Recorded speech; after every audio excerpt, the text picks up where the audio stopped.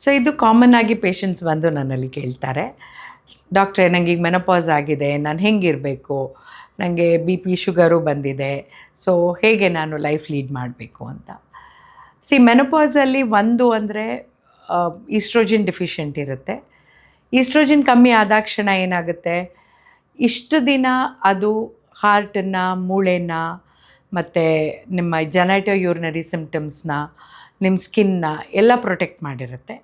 So ಅದೀಗ ಕಡಿಮೆ ಆದಾಗ ನೀವು ಇದ್ರದ್ದೆಲ್ಲ ಕೇರ್ ತೊಗೋಬೇಕಾಗತ್ತೆ. ಹಾರ್ಟ್ ಹೆಂಗೆ ಕೇರ್ ತೊಗೋತೀರಾ ನೀವು? ನಿಮ್ಮ ಬ್ಲಡ್ ಟೆಸ್ಟ್ ಎಲ್ಲ ಮಾಡಿಸಿ, ಕೊಲೆಸ್ಟ್ರಾಲ್ ಎಲ್ಲ ಸರಿಗಿದೆಯಾ ಅಂತ ನೋಡಿಸಿ, ಅಕಸ್ಮಾತ್ ಏನಾದ್ರು ಜಾಸ್ತಿ ಇದ್ದರೆ ಅದಕ್ಕೆ ಬೇಕಾಗಿ ಡಯಟ್ ಕಂಟ್ರೋಲು, ಎಕ್ಸಸೈಸ್ ಮಾಡಿಸಿ, ಶುಗರ್ ಇಲ್ಲ ಬಿ ಪಿ ಬಂದರೆ ಅದಕ್ಕೆ ಸೂಕ್ತವಾದ ಮಾತ್ರೆ ತೊಗೊಂಡು ಡಯಟ್ ಕಂಟ್ರೋಲ್ ಕೂಡ ಮಾಡಿ. ಇನ್ನು ಜನೈಟೋ ಯೂರಿನರಿ ಸಿಮ್ಟಮ್ಸ್ ಅಂದರೆ ಮೇಲಿಂದ ಮೇಲೆ ಯೂರಿನ್ ಹೋಗ್ತಾ ಇದ್ದೀರಾ, ಪ್ರಾಬ್ಲಮ್ ಆಗ್ತಾಯಿದೆ, ನಕ್ಕಾಗ ಎಲ್ಲ ನಿಮಗೆ ಯೂರಿನ್ ಹೋಗ್ತಾ ಇದೆ, ಆವಾಗ ನಿಮ್ಮ ಡಾಕ್ಟ್ರಲ್ಲಿ ಹೋಗಿ ಪರೀಕ್ಷೆ ಮಾಡಿಸಿ ಸೂಕ್ತವಾಗಿ ಅದಕ್ಕೆ ಟ್ರೀಟ್ಮೆಂಟ್ ತೊಗೊಳ್ಳಿ. ಇನ್ನು ಮೂಳೆ ಸವಿತಾ ಇದೆ, ನಿಮಗೆ ಎದ್ದರೆ ಕೂರಕ್ಕೆ ಕಷ್ಟ ಆಗ್ತಾಯಿದೆ, ನೆಲದ ಮೇಲೆ ಕೂರೋಕ್ಕಾಗಲ್ಲ, ಕೆಳಗೆ ಕೂತು ಏಳೋಕ್ಕಾಗಲ್ಲ, ಆವಾಗ ಕ್ಯಾಲ್ಶಿಯಂ ಸಪ್ಲಿಮೆಂಟ್ಸು, ಮೆಗ್ನೀಷಿಯಮ್ ಸಪ್ಲಿಮೆಂಟ್ಸ್ ತೊಗೊಂಡು ನೀವು ವೆಯ್ಟ್ ಟ್ರೈನಿಂಗ್ ಎಕ್ಸಸೈಸಸ್ ಮಾಡಿದ್ರೆ ಒಳ್ಳೆಯದು. ತುಂಬ ಮುಖ ಎಲ್ಲ ಬಿಸಿ ಆಗ್ತಾ ಇದೆ, ಯಾವಾಗ ನೋಡಿದ್ರೂ ಸೆಕೆ ಅಂತ ಅಂದರೆ ನೀವು ಏನು ಬಟ್ಟೆ ಹಾಕ್ತಾ ಇದ್ದೀರಾ ಅದ್ರ ಬಗ್ಗೆ ಗಮನ ಕೊಡಿ. ಲೂಸ್ ಕಾಟನ್ ಬಟ್ಟೆ ಹಾಕಿ, ಇಲ್ಲ ಸಿಲ್ಕ್ ಬಟ್ಟೆ ಹಾಕಿ.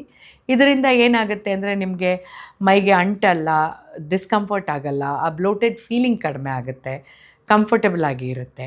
ಆಮೇಲೆ ನಿಮ್ಮ ಆಹಾರದಲ್ಲೂ ಕೂಡ ಅಷ್ಟೇ, ಸ್ಪೈಸಿ ಊಟ ಮಾಡಬೇಡಿ, ತುಂಬ ಪ್ರೊಸೆಸ್ಡ್ ಫುಡ್ಡು ಇದನ್ನೆಲ್ಲ ಅವಾಯ್ಡ್ ಮಾಡಿ.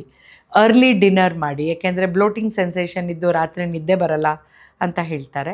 So early dinner 6 o'clock dinner ಮಾಡಿ ಒಂದು ವಾಕ್ ಹೋಗಿ, ಆಮೇಲೆ ನೀವು ಹೆಲ್ದಿ ಡಯೆಟ್ಟು ಅಂದರೆ ಮೆಡಿಟರೇನಿಯನ್ ಡಯೆಟ್ ಅಂತ ಹೇಳ್ತೀವಿ, ಫ್ರೂಟ್ಸ್ ವೆಜಿಟೇಬಲ್ಸ್ ಎಲ್ಲ ಜಾಸ್ತಿ ತೊಗೊಳ್ಳಿ. ಈ ಥರ ಮಾಡೋದ್ರಿಂದ ನಿಮಗೆ ಡಯೆಟ್ ಕಂಟ್ರೋಲು ಆಗುತ್ತೆ, ಜೊತೆಗೆ ಗಟ್ ಹೆಲ್ದಿಯಾಗಿರುತ್ತೆ, ನಿಮ್ಮ ಲೈಫ್ ಕೂಡ ನಾರ್ಮಲ್ ಆಗಿ ಲೀಡ್ ಮಾಡೋಕ್ಕೆ ನಿಮಗೆ ಹೆಲ್ಪ್ ಆಗುತ್ತೆ.